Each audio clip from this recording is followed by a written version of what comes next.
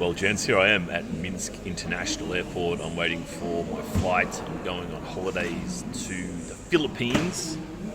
First time there, the Philippines. Been going for 3 weeks. Meeting my friend from Australia there. So it should be cool. Change of everything. I can't think of two more opposite countries, to be honest. I reckon I'll get a little bit of culture shock. Holy shit. But I wanted to reflect a bit, because I've been in Belarus for 2 years, and I'm balls deep in the place, yeah? Like, I know a lot of people, I have a lot of connections, I'm really integrated, have a lot of local friends, networks, and so forth, right? I'm really balls deep in the place. So I feel like I'm in a really good position to talk about Belarus, but also to talk about just living overseas in general. So this will be a bit more of a, I don't know, what have I learned? How am I smarter, better, blah, blah, blah, blah, blah. I'll give a few points on this. I haven't thought this through yet, right? I'm just going to kind of wing it as I do. The first one definitely is about people and dealing with people, because when you're in this kind of environment where there's a lot of foreigners and a lot of international people, you have a clash of culture. Now, I'll tell you something interesting. At the dormitories, for the university I go to, what they do is they separate based on race. Yeah, and it's not because they're based or some shit like this. Not because they hate people or whatever it is. It's because they just realise that people from different backgrounds don't get along that well, especially ongoing. Yeah, ongoing, and in an intimate situation, there's too many bloody fights, right? Between Turkish and Chinese, European, Latin American, you know what I mean? We're all just kind of arguing and don't get along because we don't understand the basics of how to get along, right? So this is kind of interesting, and definitely what I've noticed is when you start to peel back the layers on people, the culture's really fucking important. The culture of where someone's from, man, it's so important. So when you're from a Western country, we're trained to not judge. So in other words, if we know something about a person, just say we know the person's from, I don't know, Japan. Don't judge them, right? Don't have any preconceived idea. And it's actually immoral to have a preconceived idea about somebody. And I very much have internalized this as well, being raised in a liberal environment as a fairly liberal person. Now, what I'm realizing is that this is really fucking bad advice and a really bad idea, because where someone's from tells you so much about them. And I think that, all right, so there's two extremes, right? There's the old way of, you're Japanese, therefore you're like this, right? That's all, that's the end of conversation. Then there's the really liberal, whatever current idea, that you should just ignore that and just treat them as a person and just see what they're like. Now I can see that the truth lies somewhere in between. And this is something that's really in my head now. It's like, okay, every country has good and bad people. What's considered good or bad in that country will vary, of course, but by your own standards, it will be good or bad. And then the culture also affects them. So for me now, I've learned, look man, I've just met so many people and got to know so many people from different backgrounds that if I had just assumed that the stereotypes about their country were true, I probably would have made my life a lot easier. So now I'm like, okay, if I meet somebody, I'm going to judge them more based on their culture, but keep a bit of an open mind. You know what I mean? Like, you don't know exactly what they're going to be like, but if they're from X, Y, Z country, then they probably have these traits. Whether it be Japan, China, Turkey, Belarus, you're much better off making some preliminary assumptions. Yeah, it's a much better idea. It's much more efficient than to have to assume people are kind of like you and then realize they're not, right? So this is definitely how it is now, and I'm definitely a lot more guarded around people, I think. Like, I'm still friendly and chatty on occasion, but I think that I am definitely less willing to get close to people in a hurry. I reckon this is something that I would take out of my time here. And now I've been lucky because I've made a couple of very close friends, or a few quite close friends, and several fairly good friends as well. So I've been quite fortunate in my time here. So I don't want this to sound like a bitch session or something, but it's just reality, right? It's just what I value from my culture. People from other cultures don't value the same thing. Yeah, and it might seem insane to me, like watching a German and a Latin American trying to get along. It's fucking impossible. They're just different species, mate. They can't be together. Now, the flip side of that are the personal differences between people within a culture. And it's just fascinating how the different types of people that you get are so consistent across cultures. It's just really crazy.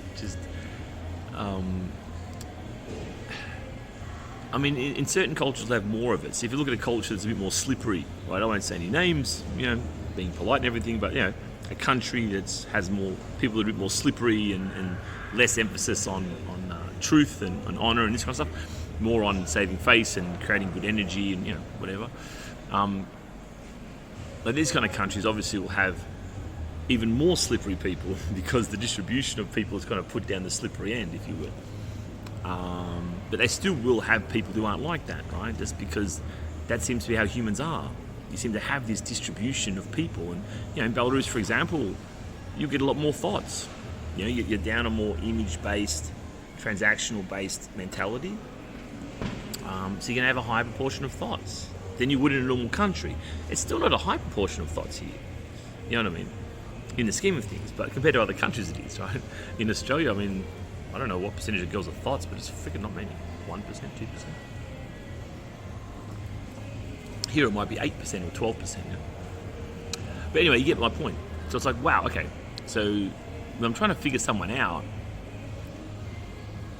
I've got to get rid of any assumption that I have, go for the cultural assumptions, and then pay attention to the personal details. And you kind of notice that people do tend to gravitate towards their own because those base assumptions are there, right? Like if I'm with, say, an Australian, for example, or American, or whatever, the base assumptions on what's good and bad are there. What's right, what's wrong, what you should do, blah, blah, blah. Like even being on time, this is a great one. For example, like Latin Americans, I just generally don't make plans with them. I like some of them, but I just generally don't make plans with them because I know it's not going to pan out. Like they're either not going to come or they're going to be late or some drama's going to happen or whatever, Whereas I'm not perfectly punctual either. It's funny, one of my best friends here, probably my closest Belarusian friend here, before I left, he wanted to buy me a going away present thing. And he said, we said a day or two in advance to meet somewhere at 5 o'clock, right? And I was with a Latin American guy who I just bumped into. And we hadn't discussed it yet, me and the Belarusian guy. And in my culture, you just check in with each other, and make sure everything's okay. Whereas in his culture, it's like, we said 5, you just show up and be there at 5, right? But I wasn't quite sure, I didn't think we'd actually agreed to meet at 5, but that was his impression. And he was there at 5, dead on the bang on 5, even early. And I'm like, shit, I'm still eating dinner with my friend. It's like, fuck, So you got the Belarusian guy, boom, on time, like a German. Then you got the Australian guy, who's more or less on time, but kind of flexible, right? So I'm kind of in the middle. And he was a bit annoyed. I could see he was a bit annoyed by it. But obviously can let it go. And then you got the Latin American guy, the Mexican guy. And for him, it's like, just what's a watch? Here's an aisle. Oh, we made plans. Sorry, I forgot. What are we talking about? Hey, let's do something now. So you kind of got these 3 levels, right? And it just, you're going to end up annoying each other. You know what I mean? Like Latin Americans will kind of annoy me doing that. And I kind of worked out, okay, when are they good to hang out with, when they're not, for example.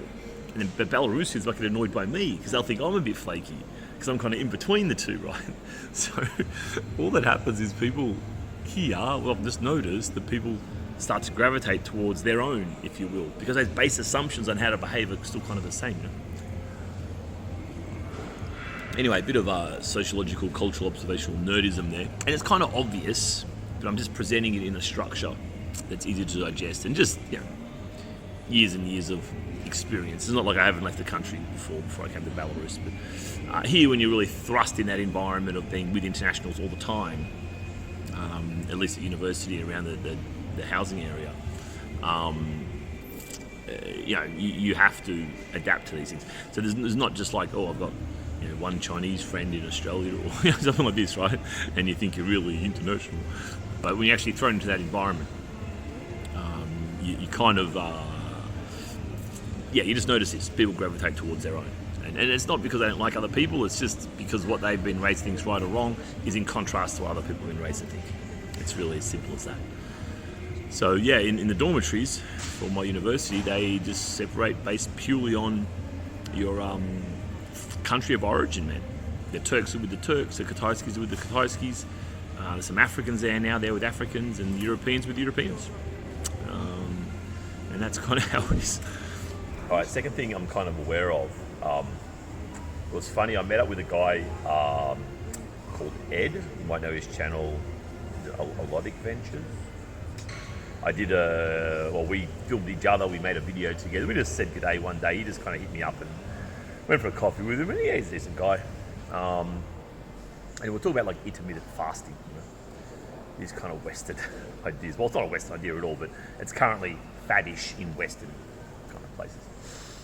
And it's kind of interesting because this morning I was in my supermarket and I had 50 rubles I need to get rid of, right? So I'm like, well, what can I buy from the supermarket to put in my bag? I'm like, ugh, geez, what's going to get to where I'm going? Anyway, I bought some protein bars, whatever, and some nut bars, just pure almond with a little bit of chocolate on it. Just healthy, essentially, apart from the chocolate. Well, actually, apart from the protein powder. You get what I'm saying, right? Typically, my diet's almost impeccable. And I'm looking at the guy in front of me, and look, man, he's probably my age. Belarusian dude about my age. And fucking hell, he looks about 15 years older. And he was just buying a small bottle of, I'm not sure what it was a brown liquor, it might have been whiskey, I'm not sure. Maybe 150 ml. And it's like, fuck me, it's 8:30 in the morning. I'm like, gee, I'm just thinking it through. It's Jesus, man. I'm thinking, oh yeah, look, this area of the world. I mean, Belarus was the biggest drinking nation by a long way about 20 years ago, and it's comes from that Soviet misery, right? And then I looked at the guy in front of me, young guy, 18, 19, probably a student, and he had 2 energy drinks. These like hot dog sausage things, about a pack of like 8 of those, and some instant noodles, right? And I'm just looking at it, it's like, fucking hell, mate. Because I'm thinking through my head, I'm like, I'm really lucky to be raised in an environment where we are given some good information about food. We're given a lot of bad information. We have a lot of toxic food, but I can make some good decisions, right? I can buy, instead of energy drinks, I can just buy bloody water. You know what I mean? Instead of buying the hot dogs, I'll buy chicken or eggs or fish or some svanina, Instead of noodles, I might just get pure buckwheat as an example, or some frozen vegetables or something. And I kind of was thinking it through, and it's like, you know what? It's not even an economic thing. It's not an economic thing. I mean, that guy drinking at 8:30 in the morning, buying that alcohol, that can happen in Australia. No shit. But we didn't have that kind of horror of Sovietism. And I've had this explained to me by several people. I mean, the drinking culture here, especially amongst young people, is they get fucking smashed. Like ASAP, Like in Australia, you just sit back, you have a beer, then you have a few more, then you have a few more, you take it easy. The drinking culture here for a lot of people is just get blackout drunk in 20 minutes, right?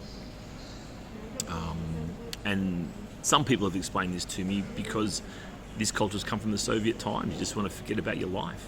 It's so miserable, And that's not just the Soviet, it's the atmosphere, it's the climate, and blah, blah, blah, blah, blah. So I don't want to oversimplify it and blame Sovietism and communism for everything, although it's to be blamed for a lot of things. So anyway, I was thinking, shit, well, it's a lot to do with the culture, because these guys, the young guy, like he spent 8 rubles. That's about $2.50. For 8 rubles, you can get a lot of good food, man. You can get 10 eggs for about 3 rubles. You can get a chicken breast or chicken fillet, they call it here, for about 2.5 rubles. You can get like a loaf of black bread for about 1.2 rubles. You can get an apple for $1, like for a ruble. A banana for maybe a bit less than a ruble. So he could have bought all those things. Some broccoli, 100 grams is like maybe 70 kopek frozen. He could have actually fed himself quite well for that day. But he's just not. He's eating hot dogs on their own with instant noodles and energy drinks. Right? So it's not an economic thing, or at least directly not an economic thing, but it is an educational thing. Now, in saying that, some Belarusians eat really well, right? Including students. They actually understand this and they buy food, proper food, and eat it, whole food. And in Australia, some people eat like just shit and whatever. But I think there's probably more opportunity to receive better information in Australia than there is here, I would say, in general. So I was just feeling, I was just mulling this over in my head. The shit you do at 8:30 in the morning when you're buying protein bars at the supermarket. And again, I don't actually eat protein bars, but I had to spend these 50 rubles. So yeah, I was mulling it over, just thinking, okay, although we live in this weird, toxic time in a lot of ways, but the food supply has been bastardized in many, many ways, and the people who do it are seemingly not accountable for it at all. But at the same time, there's always a pushback, and I'm able to access that information more readily. There's probably more of it in English. There's probably more likely to, have friends who know about it and get into it. Because, you often start this stuff through friends and this kind of stuff. So I was just thinking this through, and it's like, you know what, I'm pretty fortunate to have this attitude. I'm aging really well. I'm feeling incredibly fit and healthy. I mean, I'm 45 and I have more or less a six-pack. Like, I'm pretty healthy, I'm strong, I'm fit. Like, as I say, I look pretty for my age. I'm pretty happy and fortunate, whereas again, the guy, fuck, man, he was weathered. That guy who was buying the alcohol in front of me, Jesus Christ. Like, even a full-on drunk in Australia wouldn't look that bad, So anyway, I was just thinking it through. So that's the second thing, just a somewhat level of appreciation, because I believe in a lot of ways, like, how you have like the right-wing version, it's all your choice, it's your personal choice, you should be accountable for everything. The left-wing version is you're a total victim of everything around you. I'm kind of in the middle, right? I kind of think that, who your parents are, I don't really believe in identity politics so much. I don't believe that skin colour will determine a huge amount, for example, or gender or sexuality, but I do see that your parents will, and the way they raise you, that will fucking make a huge difference in your life. Like, that's the number one thing, man, So just to have a little bit of self-discipline and accountability and whatever, and just being obviously born into Australia, there's a lot of economic opportunities, but a lot of people don't take them. You know what I mean? So you can be poor as fuck in Australia too, and plenty of people are. There's people that are really comfortable in Belarus, right? So I believe in kind of half left-wing, half right-wing. It's partly what's put on you, including even just discipline instilled on you, including genetics. It's better to be better looking, for example. It's going to be an easier life, especially if you're a woman, but also, man, IQ will generally help you. If your parents are already in business or something, that'll help you. If they're kind of clued into how the world works, that'll help you and guide you and whatever. If you don't have that, life can be a bit harder. So, I'm kind of in the middle, left wing, right wing, but I'm kind of, just thinking it through a little bit, and I'm pretty happy with how my life is, I guess. But of course I am, because it's my life, right? If you ask them, they think, this fucker is putting blueberries and spinach in a fucking smoothie every morning. What an idiot. I'm eating hot dogs, man. You know what I mean? So they'd look at me thinking I'm a fuckwit. So anyway, all right, I've got to get on this plane fairly soon. I actually missed a plane because I was filming once in, I think I was somewhere in India. I don't remember the airport. It was one of the really big international airports. It might have been in one of the Arab states. And I was too busy yakking away, fucking around. I missed my plane, and I had to actually literally, because I'd already passed port and I was in the departure lounge, I had to literally go back out with security, buy another ticket, and blah, blah, blah. It was fucking crazy. Only one I've ever missed in my whole life, and I've probably caught, geez, how many planes would I have caught? I don't know, a few hundred anyway. I've got to catch 4 today, yeah? Jesus Christ. So anyway, there are 2 things. Another thing is, the world has a lot of dimensions to it. I mean, I think in the West, we're given 2 dimensions, and that's kind of increasingly left-wing, right-wing. So it's tradition, whatever that is, or whatever things were 20 years ago, or whatever I think they were, versus the kind of the lobby groups that are coming in and pressing for this kind of identity politics kind of power relationships and whatever. So you got this, right? And this is kind of everywhere as well. But in other countries, it's much more complicated. Like even here in Belarus, I'm kind of shocked to find that it's not a Christian country. It hasn't got that same Christian base that Australian has. And if you're Australian, you're looking at me saying, mate, we're not Christian. I'm not Christian. What the fuck are you talking about? But our values still kind of are to do with, love your neighbour, that mateship thing that we have in Australia. Honesty. We're still kind of, that's still the base of most of our, or a lot of our culture anyway. But here, it's not that at all. It's this other thing. It's this Stalinist culture, right? It's Joseph Stalin's plan. Well, it's Bolsheviks' plan, and then Stalin's plan on top of that. This kind of re-engineering. Was it Vladimir Lenin who said, "Give me the education system, I can change the culture within a generation"? I think he said that within 20 years. Might have been Lenin, might have been another one of those very famous Soviet leaders of that era. But that's what they did, right? They rewrote it entirely. Like, this culture is not really a Christian culture. And although religion survived a bit in the villages, but more the belief in God rather than actually following the Bible, that's really quite important. And it really matches that superstitious vibe that they still have in this part of the world often. So it's like, oh shit, there's another dimension here. Not even talking about traditional religion either. Because here, for example, you might have Jehovah's Witness, which has a foothold here, largely because of the Russian government made them illegal and then they fled here, so that boosted up the numbers. The Russian ones did.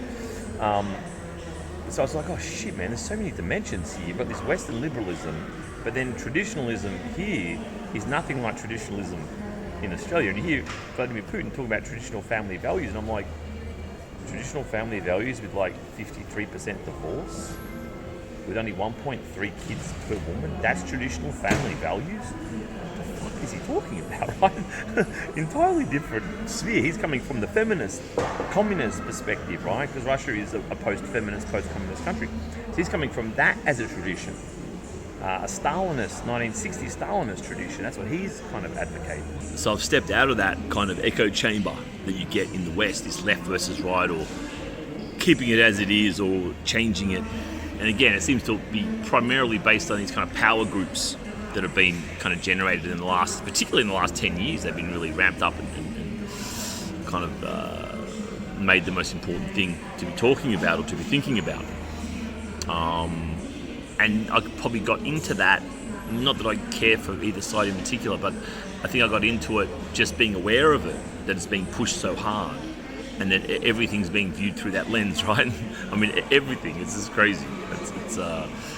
The West is really just in this kind of culture war, right in the heart of it. But here has had its own path, right? It's had its own path, and it hasn't even had religion. If you want to call Stalinism religion, I guess you can in a sense. I mean, in a sense, it was like a light version of Christianity. Certainly compared to Bolshevikism, which was just raw liberalism. So yeah, it's kind of, I broadened my perspective a bit. It's not just conservative, traditional religion, but in this part of the world, you had this other kind of non-traditional religion. But it's interesting here that they've adopted it, and it's like, well, people will adopt and hang on to whatever their beliefs are, even if the current system here doesn't work. They don't have enough children, they have so much emotional trauma, and it's almost always linked back to family breakdown and lack of a functioning family unit, right? But they still want to hold on to it, and it's like, fuck humans, man, we're so fucking stubborn. We just want to do what we're doing. There's something in us very innate, because if we're where we are, it must have worked on some level, right? So it seems to me that's why we're so obsessed with wanting to hang on to how we are. So anyway, so it turns out there's more dimensions than left, right, and whatever. And I'm sure that this is not the first time we've had this kind of a navigation, right? Although, of course, individualism, which is also a big part of this, what's happening at the moment. This is obviously something that's evolved out of European thinking and have been evolving for several centuries, obviously. But that probably would be a little bit more unique of our era. But I'm sure some of the other thoughts going around and tendencies for societies to go to when they become too successful, I'm sure that's been repeated many, many times over. Anyway, folks, that's enough deep and meaningful thinking for one day. I feel like it's just a nice time for me to reflect on things, you know, when you've had this long period of time. And I've made a video recently, I haven't released it yet, something about the bubble syndrome of Belarus. You kind of feel like you're in this bubble a little bit. So I guess I'm kind of 1 foot in, 1 foot out. Actually, I haven't passed port yet. I'm still technically in Belarus. I've only just gone to the what do you call it, ticket lady to drop my check-in luggage. So yeah, I better hurry up and get on the fucking plane. So I'm getting Uzbek Airlines. Could you imagine? So I didn't want to go out through Vilnius because I've heard so many drama stories lately. Like even one of my mates has got through. If you're watching, going back to Latvia, you'll know who I'm talking about if you're watching. But he went through Vilnius, and he got through in 5 hours, missed Vilnius in 5 hours, and someone else was telling me that his mate took almost 2 days in a car coming the other direction. It's like, fucking hell, it's only 200 kilometres, mate. It's like 4 hours, an hour for 4 kilometres or something. So, and I've just heard a lot of people being held up for 13, 14, 15 hours on that border. Just the political bullshit of the time. So I'm like, I don't really want to deal with that. So I was playing around with Skyscanner. I was like, gee, what's around? Because this time of year, like, people go on holidays, and yeah, I know if I'm going to go via Georgia or Turkey, it's going to be just, you know, $700 just to get on the plane. And I found this flight to Bangkok, Tashkent, Bangkok. Don't remember what I paid. I think it was a touch under 700 Australian, which would be something along the lines of 425-ish US dollars. So crazy cheap. Yeah, that's me. Getting on this plane. Alright guys, it's been a pleasure. I hope you enjoyed this video. If you have some thoughts, let me know. If you've spent a long time in a foreign country before and integrated quite well, because, you know, a lot of guys don't. A lot of guys just have maybe one foreign friend and a couple of a couple of foreign friends maybe, and maybe one local friend and then a girlfriend, and then just work at home, and they don't really mingle that much. I mean, there's no shame in that, but just, you know, being realistic, I think it's easy to live in a country and actually not understand much about the country. Although you will pick things up over time, obviously, but I think it is quite easy to miss a lot of it if you're not kind of, I don't want to use the word or the phrase balls deep again, but there you go. There's a nice idiom for you guys, for the native Russian speakers watching. Work out what balls deep means and how it applies to this situation. All right, punters, it's been a pleasure. I'll enjoy my holiday. I will make a video or two while I'm there. Probably some comparisons, because as I say, I'm in Philippines and Belarus. Holy shit. I mean, you could barely get two more opposite places. So I'll have a bit of a reflection about what I'm enjoying in Philippines and what I'm not enjoying as compared to Minsk. All right, guys, ciao.